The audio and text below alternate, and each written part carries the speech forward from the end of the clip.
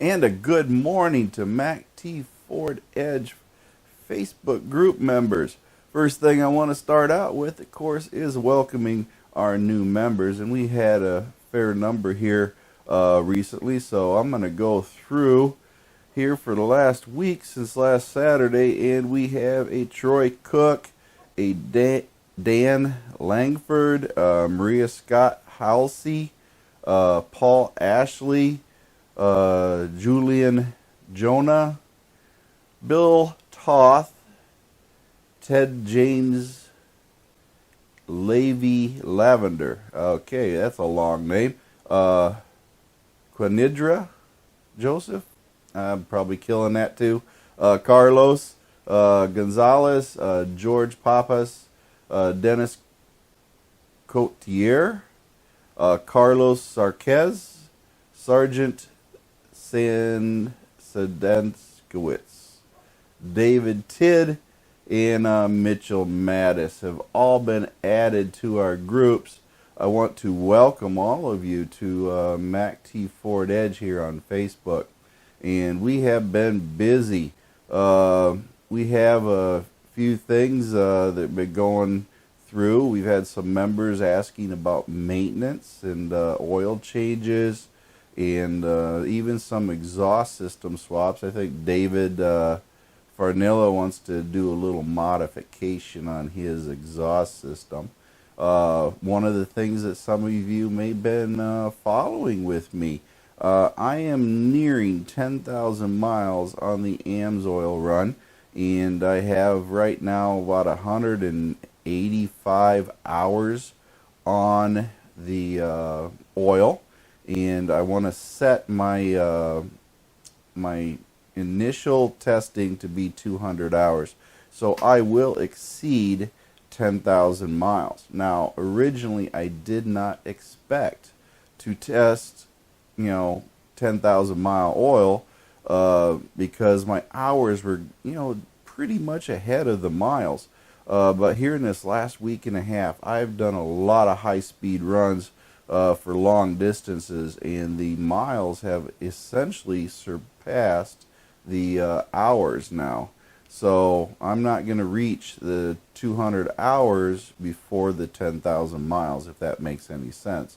Where on the other hand, my wife has 800 miles on her oil and over 44 hours on it. Okay, she'll reach 200 miles probably before she hits 4,000 miles, or 200 hours before she hits 4,000 miles. Just to show you the difference in driving habits and uses of the Edge and how those hours can add up. So city driving, slow, lots of idle, stoplights, everything else, folks, you're going to add those hours up. And that is really what I'm trying to prove. But onward anyway. We got a lot of different things. Jacob Clark, he has successfully figured out how to get his mirrors working the right way. He was having a problem with the presets, and again, kudos on him. A little bit of search on the mirrors and how to preset everything, and hopefully he shares more of his insight as far as what he's discovered and the fixes in order to get those mirrors to adjust when he hits that button to adjust the seats to the driver.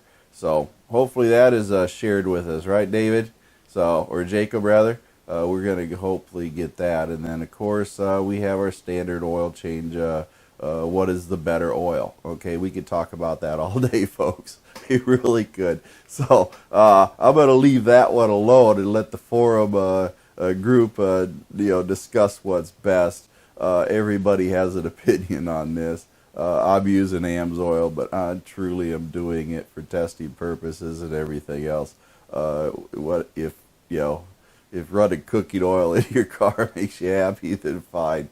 I wouldn't recommend it, but the thing is, use what you feel comfortable with, and then just go from there. Victor, he's had quite a deal with his. They have tore that transmission apart on his Lincoln MKX, and I think, as according to him, they have found the fix. They practically replaced the transmission in the process.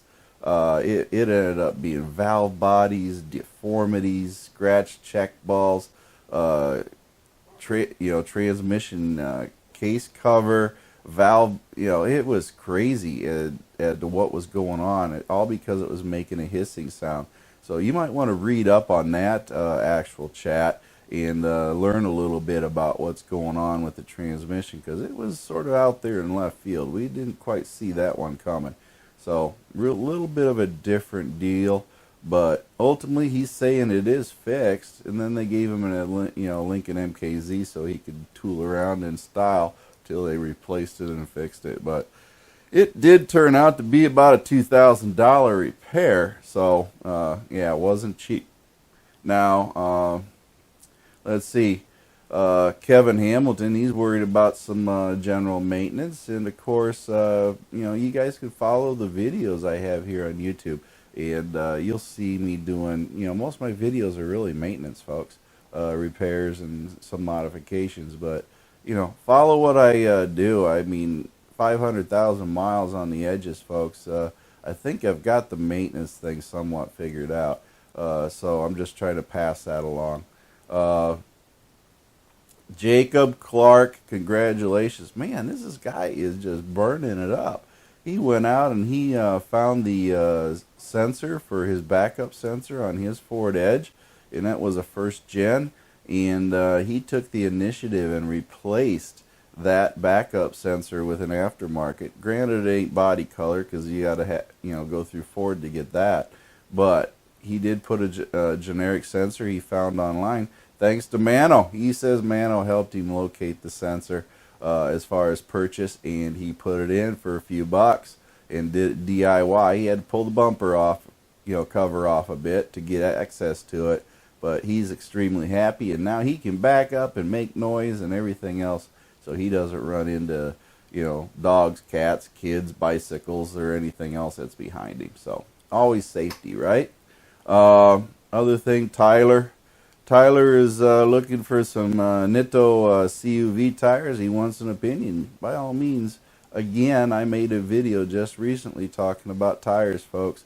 Again, 500,000 miles I run.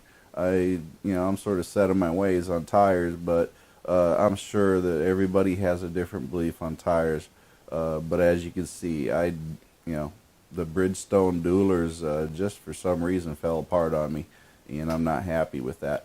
But anyway, give your 2 cents worth to Tyler so he can get some information to buy tires, because that's what we're all about. Provide the information and, of course, help make, good, decisions on what's going on.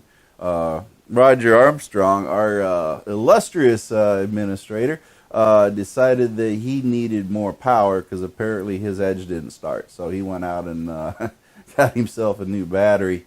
And then, of course, he's got a throttle body relearn procedure going on because the battery went dead. But I'm sure Roger will figure it out and be tooling down the road. Quentin, what happened there, buddy? Your tire rims look a little bit on the rough side here. I do not recommend sanding down your wheels using the curb. It just doesn't work out well. That there is a lifelong problem, folks. If there's a curb and there's a wheel, there's bound to something that's going to happen. So, there's a lot of solutions. Me personally, I just keep driving it. But, I got a work vehicle. If it was my wife's, I might react differently. But I'm not too concerned about it. But yes, looks are important to a lot of folks on their Edge. I'm more of a functionality and maintenance, side of things. So, anyway, Jake Hines is just trying to toss some Mustang wheels on his Edge, I guess.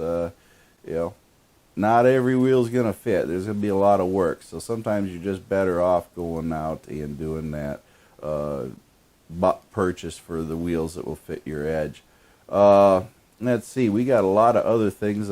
People have been wiring up and installing hitches on their Edge and getting things going there. We got maintenance and more on the PTUs that are going on. And then, of course, we have, Martin Rui, he is in a pickle. He's trying to figure out what he's going to do with his edge, as he got a bill for nearly $5,000 to do some repairs on it. You know, Martin, I would be down there in Puerto Rico in a heartbeat if I had the time. I just don't have the time. I am sure we could get that edge running again. That there is some simple stuff that has to be done, but unfortunately, dealerships, you know, you pay a premium for the parts, and then you're going to pay a premium for the labor, and the labor is what's killing you on that. So anyway, he's in a pivotal point in his life. Do I keep my AL first gen edge, or do I go with a newer one? So we're waiting to see what his decision is. You know, I wish in a way, I think that'd be a great project vehicle. Get that thing up here to where I'm at, you know, and then just start having at it, get that thing fixed. That'd make a lot of videos. So, you know, that'd be great, but not gonna happen, I don't think. Let's see. We have Kevin, keyless entry pad and everything that he's having a problem with. Don't think we've really quite figured it out yet. I am going to say, though, that it is a more than likely a program error. It is a programming error that may need to be fixed. Maybe the module went bad, but you know, it's an older one. I'm going to assume that's a programming or a control, and again, that would be, of course, within your system there, that you're going to have to hook up like a 4-scan with the OBD2 reader to work on that. As with all things, let's see, we got all sorts of stuff here. Charity Jackson, hey, she's out there drifting in gravel roads, and she got a rock caught in her brakes and made a few squeaks for a while. You know, hey Charity, slow her down. Okay, slow it down. Okay, no, she just got a rock. It's gonna happen, and it's an age-long thing that happens. Find the rock, kick it out, then you're on the road again. Andrew, he's got himself his dash cam fired up, and he's finding all sorts of folks that are jumping around and doing things. And then Volney Boswell is jumping into a zip kit. Yes, if you have not heard about the zip kit, the zip kit is a complete valve body rebuild kit for your Ford Edge. It includes the check balls, gaskets, everything, folks. That you have to buy the sensors, of course, the TSS and OSS sensors separately. But if you're going to do a zip kit on your Ford Edge and rebuild your valve body completely, then get the new sensors to go with it. You cannot go wrong. We're waiting for the results and the progress on this project that he's doing, giving him a few tips here, so we look forward to it. So check out that zip kit. There's some links on there that Mano had placed, so I'm thinking that would be a very good thing for you all to learn on and work on. Other things that I am looking at, Halloween. Yes, Halloween is here upon us. And if you notice, I took a few pictures of pumpkins on my car and my Ford Edge. So if you have decorating done to your Edge for Halloween, you know, trunk or treating or other things like that, by all means post the pictures up on the group, and you know, I'll put them on the darn banner. Yes, I will. Just want to have a little bit of the spirit, and that goes for future holidays, Thanksgiving, Christmas. Yeah, let's do some Christmas decorating. Have some Christmas edges, lights, or whatever you're going to do to it. I would really appreciate something like that. You know, we had some other discussions on a lot of other things, folks. If you noticed, I had some pictures of my license plate light LED burning out, and took some close-up pictures of that with my macro digital camera, so you get a good view on it. You know, all I can tell you, folks, is you spend a lot of money for just one, like a Philips LED bulb. You're probably going to get a good bulb, and it won't burn out. These are cheap Chinese things that you buy by the bucket full. If they burn out, which they pretty much, you know, seem they will occasionally, but just keep in mind, I have 4 of them installed and 1 burned out. The others are going like champs. So, quality, yeah, but just keep in mind those bulbs that I showed in the picture are no longer manufactured. They have changed the design of the bulbs that are being offered, and they do look to be a little bit better bulb. So, just keep that in mind. They have made enhancements. And then, of course, our LED lighting is always good. Andrew Druitt, of course, he is always up here on the page, and he's always got something that he's going to say, and we all appreciate all his comments. He's a funny guy. I love it. So, with all that being said, he seems to be very happy with his new Edge, and we are happy because he's happy. But overall, we've got a lot of different things going on in the group, and I'm going to be doing a few videos. What am I going to be doing? Updates on the videos. I will be working on Purge valve, and I'll try to cover some of the codes. Now, I'm sort of breaking my rules by doing this Purge valve. I generally do not repair or replace a part on my Edge unless it has failed. But there seems to be a fair number of folks that are asking about the Purge valve, so I'm going to cover the diagnostic trouble codes on that and some of the signs and symptoms. And I have went out and spent money and bought a brand new Purge valve to replace my perfectly working Purge valve with. This is a video I'm doing for y'all. It's cost me money to replace a part that has not failed, but I was able to get it cheap enough. You can get them online for like 20-30 bucks or something. I went to Ford because I didn't have time, and I spent a few more bucks than that, but overall it's like 40 bucks I think with tax. So I got the Purge valve. I'm going to show you how to put it on so you can actually get your Ford Edge up and running if you have the signs and symptoms that it exhibits when you have a failed Purge valve. The other thing I'm working on is the battery charging system. Trying to describe that in as easy of terms as I can. Tell you what, folks, I got like 7 pages of typewritten documents just describing how the charging system works. I'm going to try to condense that down to something that we can all understand. And trust me, there's a lot of terms, there's a lot of acronyms, and this is not your grandfather's or dad's alternator, folks. These alternators in the 2011 Plus Ford Edge operate off of your air intake sensor and temperature and your coolant temperature.